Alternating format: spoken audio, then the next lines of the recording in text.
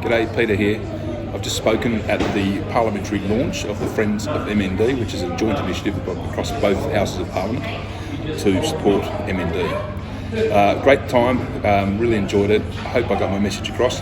Please share this message. I really want this to go viral and to get out there so that there's a lot of sharing and understanding and knowledge in the community about the need for hope for MND sufferers, their families, their carers, and that whole community. I hope you enjoy it. Thank you. Probably the only other thing I'd like to say, and David spoke about a few of these at the top. This is the butt in the conversation, and the butt is, as David said, 2 people are being diagnosed per day. 2 people are dying per day, and the reality is there's nothing that can be done to stop that. And it's fascinating to be in a COVID environment where everything stops, the world stops, because we have to stop something and we have to knock it on the head. And this is something right now that we can't knock on the head, and I know people are feverishly working behind the scenes to stop that from happening and to find a cure. But the frustrating part of it when you actually live inside MND is that the whole infrastructure, the whole support, the whole platform there is to help you live your life the best that you can live it until the inevitable conclusion.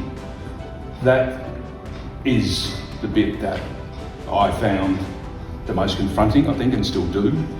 That everyone I think needs hope. I need hope. Sharon's family need hope. I think the people working for MND Australia, they need hope. You know, there's horrible diseases out there, but they're curable. And so we're not dealing with a curable disease here, we're dealing with sadly, 100% mortality rate. And that's why I understand completely how the support must be pointed towards support. But it doesn't make it any easier. So that's probably how do you close that gap? I don't know how you close that gap, but it's a gap that really needs addressing. The word hope has to come into the equation, and that's why I'm as supportive as I can to the cause, is because I want to provide the next person hope. I want, if it's 5 years, if it's 10 years, whenever it is, I want to be the person who provided some hope for that next person down the track who will contract MND at the rate of 2 a day, sadly, at the moment.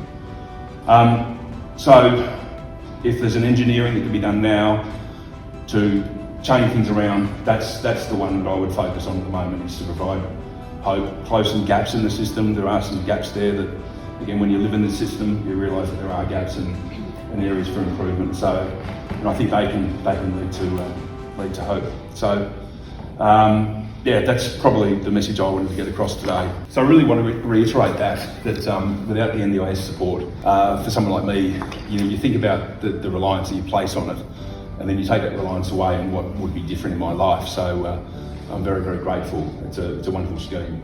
We as an MND community need hope. So yeah, thank you very much.